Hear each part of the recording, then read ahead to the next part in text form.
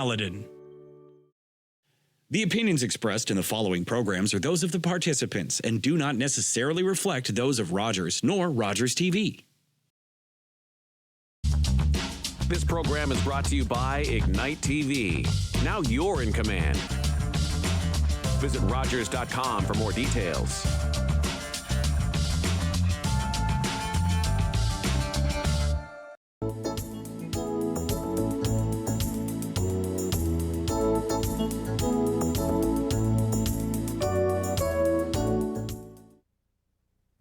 Welcome to another exciting episode of In Conversation with Alethia. I am your host, Alethia O'Hara-Stephenson. In each episode, I sit down with amazing individuals from our community who are doing inspiring things. The show will educate, it will empower, and it will inspire you.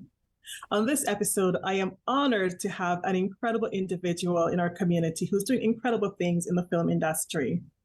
Her name is Diana Webley from the Caribbean Tales of Film Festival. Welcome to In Conversation with Alethia, Diana. Thank you so much for having me, Alethia. Amazing, amazing. Now, Diana, it is so incredible to have you as a guest, and I want to dive right into your background. Can you share a little bit about your background, how you got involved in the film industry? Sure. Wow. Many years ago, Caribbean Tales partnered with Harborfront Center to do their film festival. And I still work here at Harborfront, so I was assigned to their festival to help them produce it.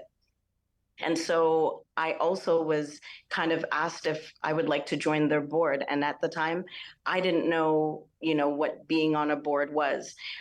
So long story short, I came on their board. I lasted about 4 years and been a real fan of the festival. And the CEO asked me if I didn't mind coming off of the board in order to help them produce it. So 7 years later, here I am, the festival director of the festival. Amazing. That's incredible. And first of all, congratulations. Thank you.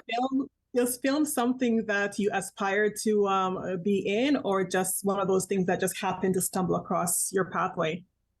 I'm in the arts from very young, from my grandmother, my mom, my dad, with music and dance and visual art. So film has always been has always found a way to cross over in those disciplines. And it wasn't something I studied, but definitely a fan of.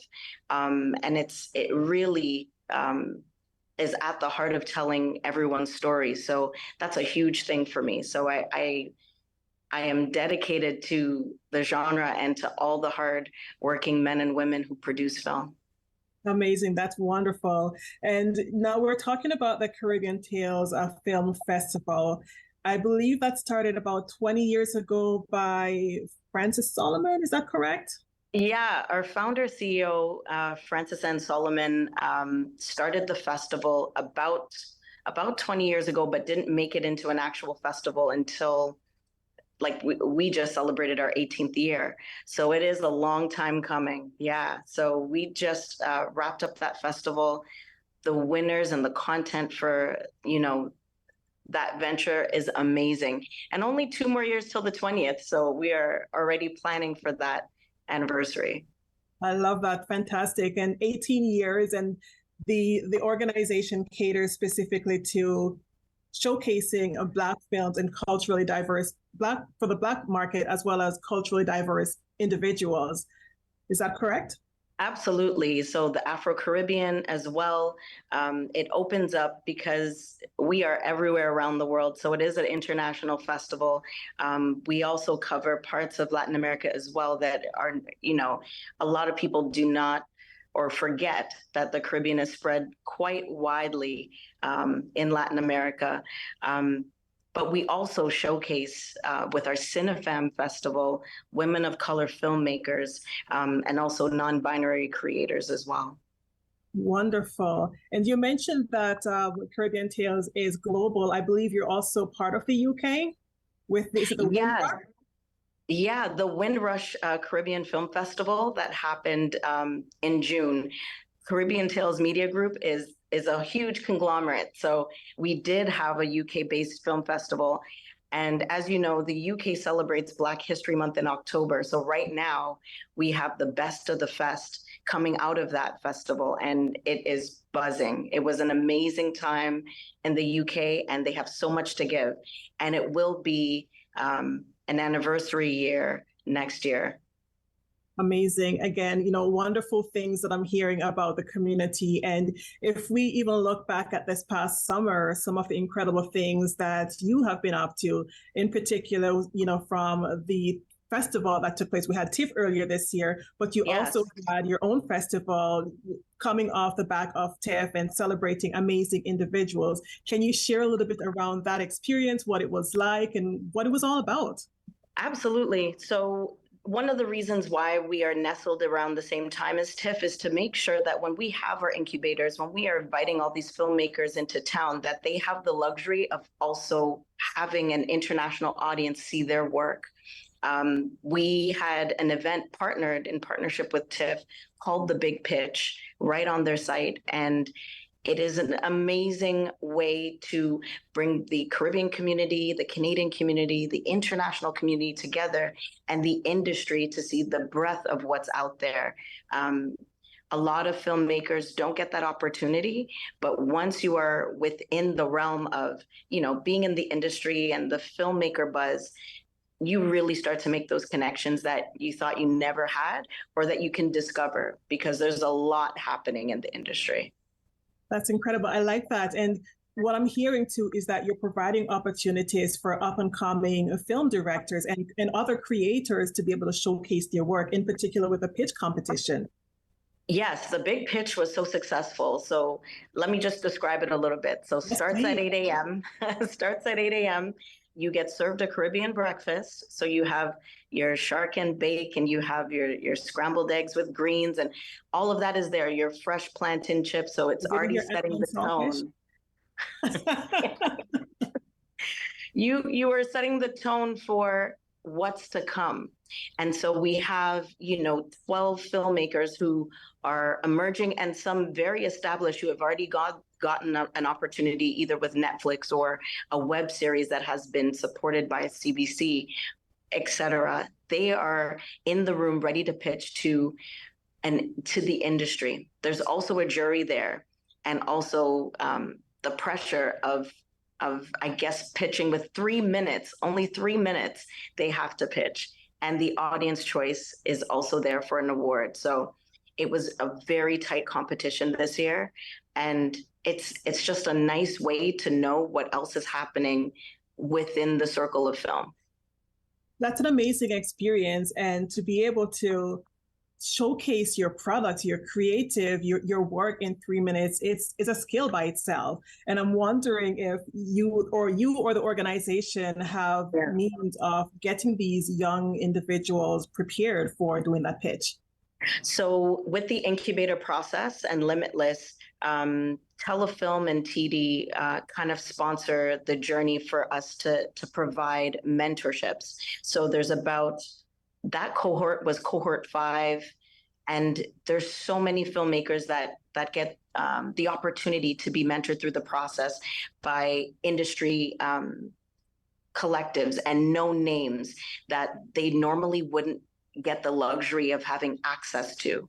So what it does is give them some one-on-one time with directors who are actively working in the industry, who have made it, who have that experience, gives them access to getting their pitch deck ready, getting all the tips that they need, and culminating to that moment of the big pitch. So all their hard work, you're able to see right in front of you, from all the rehearsals that they do behind the scenes to then having that 3 minutes of pitching.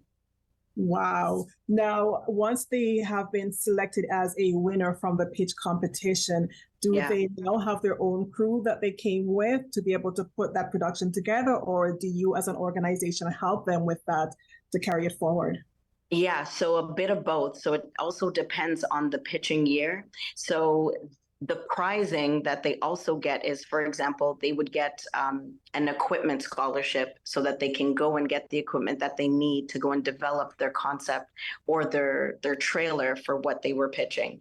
I think the top three winners probably get the most benefit of, or the luxury of, having support in producing what they do. But for a lot of it, the reason why grant writing and making sure that they can market their pitch is a part of the mentorship is to help them along the way in that journey of getting funding for what they want to do. Wow. And the other item I want to touch on is from a film perspective of the summer, you also had a festival, a gala celebrating some incredible filmmakers. Can you talk about that a little bit and some of the amazing films that emerged? Oh, yeah. So Caribbean Tales International Film Festival, the theme this year was Eco Survivors. And so it did put a spotlight on climate change and the environment and what's happening around in the Caribbean states. As we can see, global warming is affecting us everywhere. It's a human kind of condition that we all need to address, but more so putting that spotlight in the Caribbean nations because they have nowhere to go, especially for those who don't have the means to leave their home and the ones that don't want to leave. And for the filmmakers that are coming from all of those islands, they are documenting it. They are telling their stories of resilience, of what they're doing to make a change there. So the gala that I do want to talk about is this year we had the inaugural Dr. Augustine Excellence Award that we handed out to Dr. Roy Cape, who we flew from Trinidad to be here to accept the inaugural award. And that experience was amazing. We had a wonderful performance that was also dedicated in Roy Cape's honor. And also there was a medley that was also dedicated to Dr. Augustine for her birthday and all the work that she's done in the arts. And she has done a lot. Dr. Augustine also sits on our board of directors. And so we're going to keep that legacy going because we want to show youth and also the next generation that we are looking. And these are the types of legacies we want to leave behind. So for our next recipient, we are looking for someone who is up and coming, that is deserving, and also making inroads in the community. So I know that's a lot, but I hope I answered your question. Yeah, you actually did. And, you know, for the next pitch competition, you're looking for individuals, not just right here in Ontario, but anywhere globally. Is that so I'm glad you brought that up. The next pitch competition is going to be international. So not only will it feature pitching recipients from Canada, it's going to include from around the Caribbean and as well as the UK.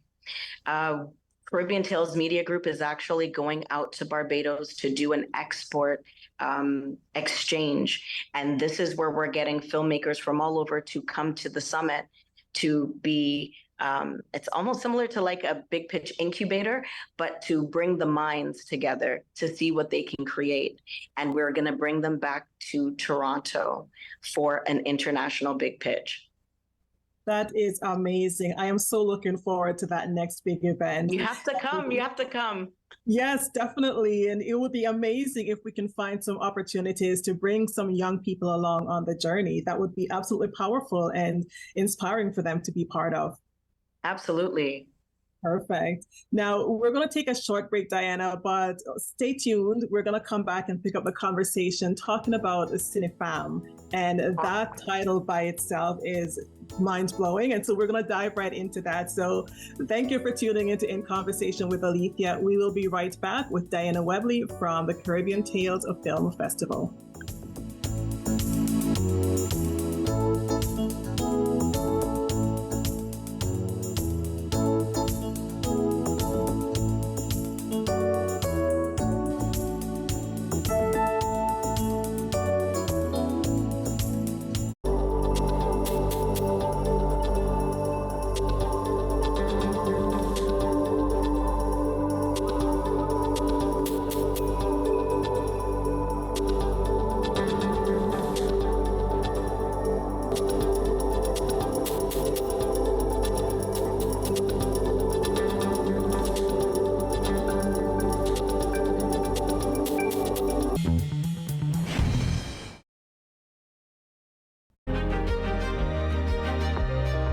watching Rogers TV.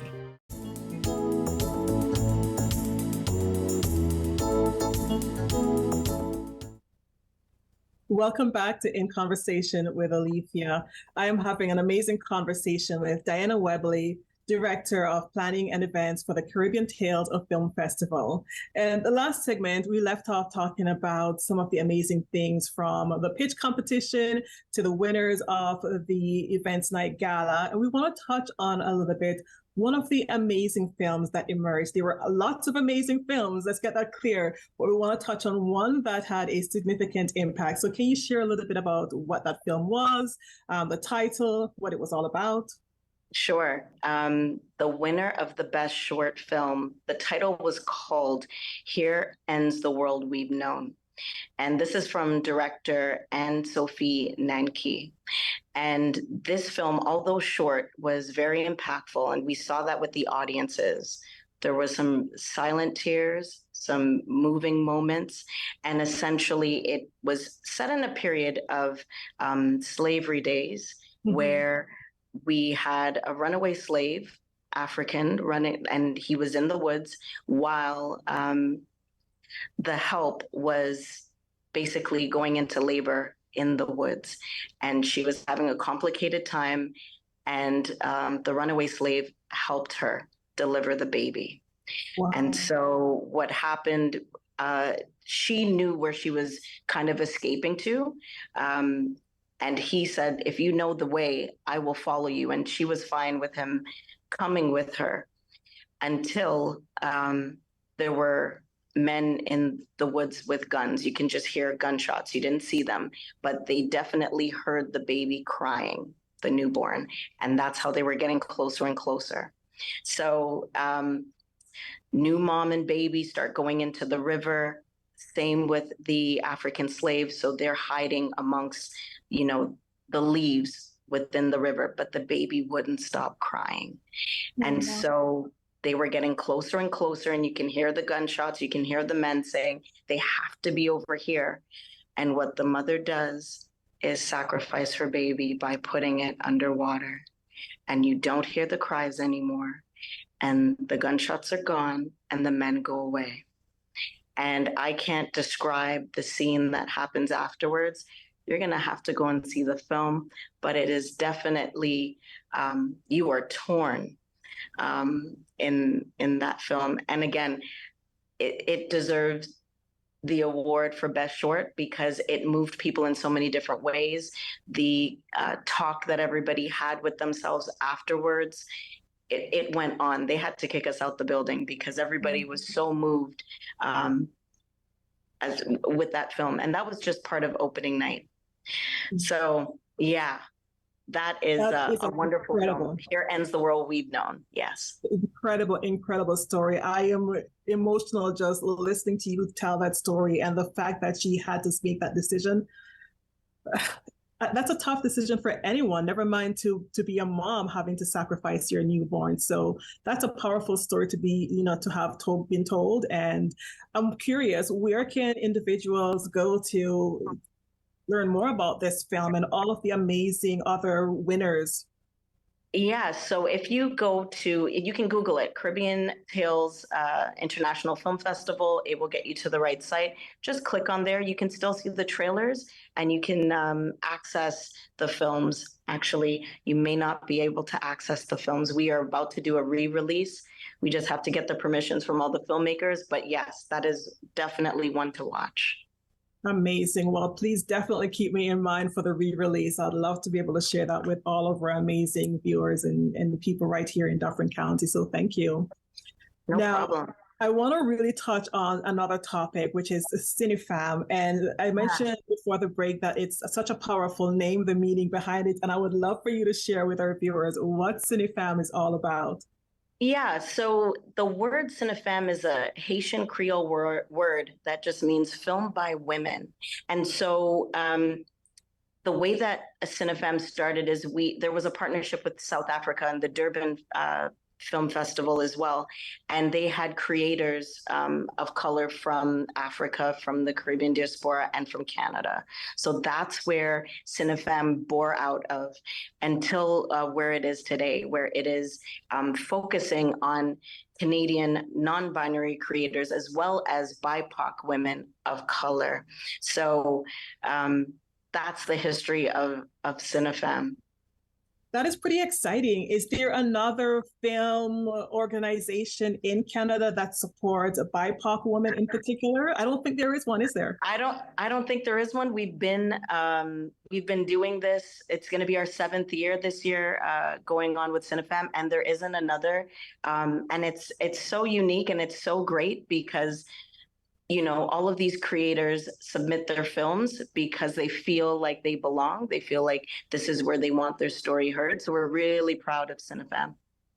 That's incredible. I'm proud because, again, just to have a space for women to showcase their talents, and in particular BIPOC women, is absolutely incredible. It's creating a platform that is otherwise unattainable for these individuals. So congratulations to the entire team for making this possible for the past 7 years. I'm curious though to find out, have you produced any amazing or emerging films that, would be of interest to the viewers? Okay, so we haven't launched our festival yet. So it is coming upon us right now. There are 12 films that we would love for everyone to come out to. Cinefam is going to be offered online and also in person. We are probably going to launch in December. We originally were going to launch in October, but our venue sponsor had changes in their schedule. So the films are all there. If you go to cinefam.ca, you can actually see the trailers, but we are about to announce our in-person date and venue once the ink is dried. Our themes for this year is survive and thrive. And so we're just looking at how women of color are creating, connecting, and thriving in what they do and telling their stories. And,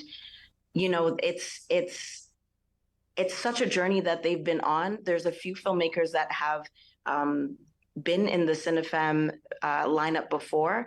Just looking at the development of their growth and the stories that they want to tell are so intriguing. And because they are from Canada, it's even more important. So our Indigenous sisters, our Asian sisters as well, our non-binary creators are all having a voice.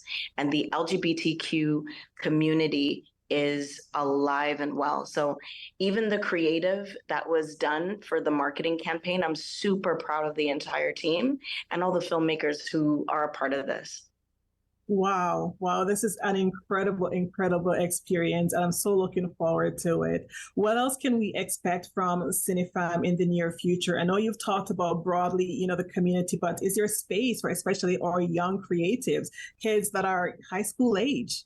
Yes, and that's such a great question. So for February, March, and just because we're looking at Black Futures Month, but we're also looking at Women International, focusing on Women's Month as well, we are going to choose the top winners from our Cinefam festival to go into the schools. So we are applying for funding to support them to go into the schools, just talking about the topics that they have and asking if we can come in and show an excerpt or a short or a full-length film of theirs, and having access to these filmmakers in the school for Q&A, because we know the young minds see a lot of things on the screen, see a lot of things on TV, but do they have access to actually speaking and talking and engaging with the people who are the creatives? So we are going into the schools next year. It's a really critical thing to do,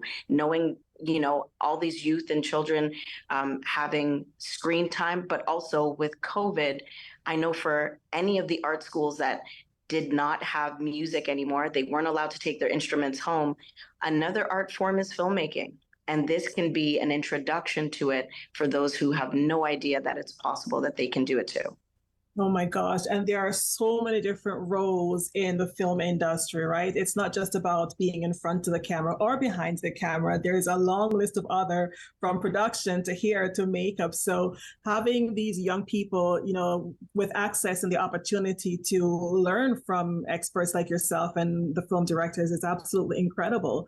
One of the Absolutely. things, yes, and one of the things that I appreciate about you going into the schools is young people need to see themselves represented, right? And it's, the saying goes, representation matters, but this is, again, another perfect example, because when you're able to see someone, when you're able to see a female film director, producer, whatever the title is, you can aspire to be, right? And especially growing up in a Caribbean household or any Black household, you don't often have individuals that you can relate to that have been on TV, that you actually know, you've actually met, seen, and can have a conversation with. So that is absolutely critical and a powerful thing that you're embarking on. And I absolutely love it. What other exciting things can we look forward to other than going into the schools with young people and let's say for the next 6 to 12 months? Wow. So we just had our planning meeting just to make sure that the board is also in favor of what we're trying to do. I can't announce who the sponsor is, but we are also looking at youth film challenges, just micro challenges, to make sure that they have the phones in their hands. It's a very powerful tool, and getting them on the right track into creating their own films. So looking at those types of challenges that we want to produce for youth is one of the many ways that you'll see Caribbean Tales kind of emerge with that. With our Windrush Film Festival, that's another partnership that we are going into the schools and universities to get them on board to showcasing their films, anything that they have produced. And so again, it's a toolkit that we're sending out. It's a challenge to the classrooms to produce on a very small scale. All it is 30 seconds. It's a micro short, and it's something they can be proud of. It's just one step into the door of how to create, and just another art form if they haven't done that before. Amazing, amazing. And we're coming towards the end of the show, Diana, but I have 2 short questions to ask you. What is next on the list for you personally? And what have you been most excited about on this journey? Okay, so that's a big question. So let me start with your question 2. What has been the most exciting part of this journey is meeting all the people from across the globe that tell me that their stories have impacted others and that they will not stop telling their stories because they need to be told. It's a legacy that will live on for them. And for your question 1, what's next? I will be in the UK in Parliament at the end of this month, because Nadine White, she produced a film called Barrel Children. She is having that screened in Parliament for the first time. So I will be able to be there for this historical moment with her. I'll be able to meet the MP there and celebrate that Windrush Film Festival is here to stay. Amazing, amazing. I love it. Absolutely love everything that you have shared, Diana.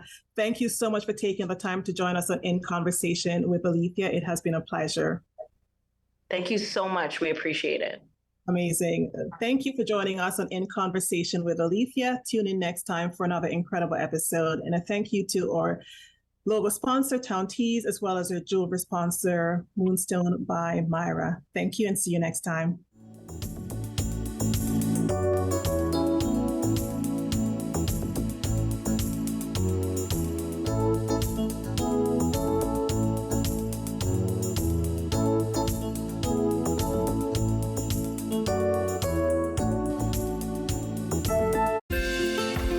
Call the Rogers TV Viewer Response Line. Email us or connect with us on social media.